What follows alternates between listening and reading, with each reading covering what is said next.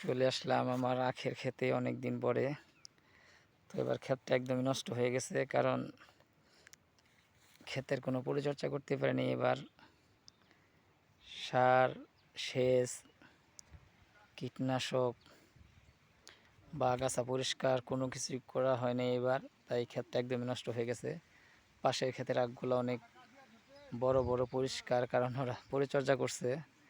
আর আমারগুলোর অবস্থা এরকম, এমনিতেই মরে যাইতেছে বা বড়ই হয় নাই, একদম নষ্ট হয়ে গেছে। আসলেও সব জিনিসের সঠিক সময়ে পরিচর্যা করতে হয়।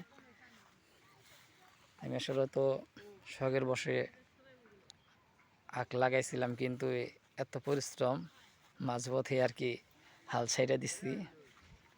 কয়েকটা আখ হয়েছে, একটু বড় বড় খাওয়া যাবে, কিন্তু বিক্রি করার মতো কোনো আখ নাই খেতে।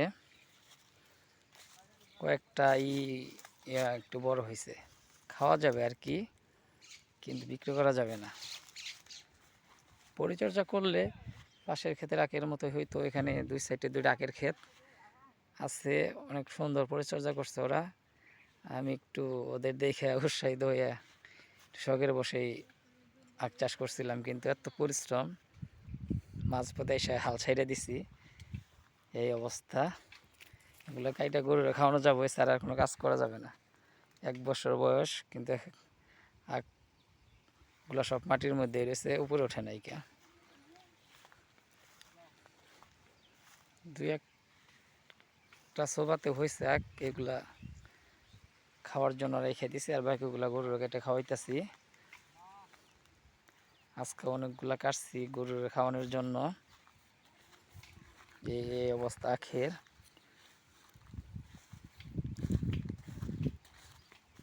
সবগুলা কি নষ্ট হয়ে গেছে আজকে। অনেকগুলা কাটলাম গরুর জন্য, গরু খাওয়াইতে হবে।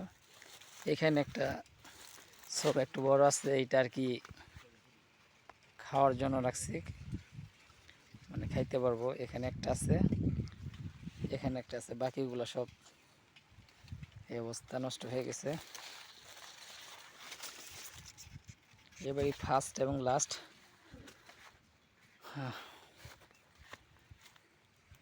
সেই পাশের ক্ষেতের আখগুলো অনেক বড়, অনেক সুন্দর হয়েছে।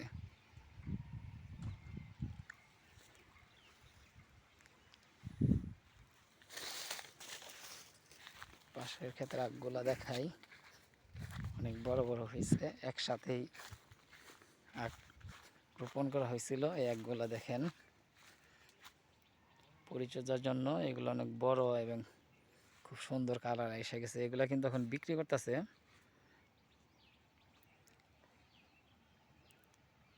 দেখতেই পাচ্ছেন আখগুলা, আর আমার ক্ষেতের আখগুলা কি সুন্দর আখ হয়েছে। এগুলা সঠিক সময়ে সার, কীটনাশক পরিচর্যা করছে, সেচের ব্যবস্থা করছিল, অনেক সুন্দর হয়েছে, অনেক সুন্দর আখ।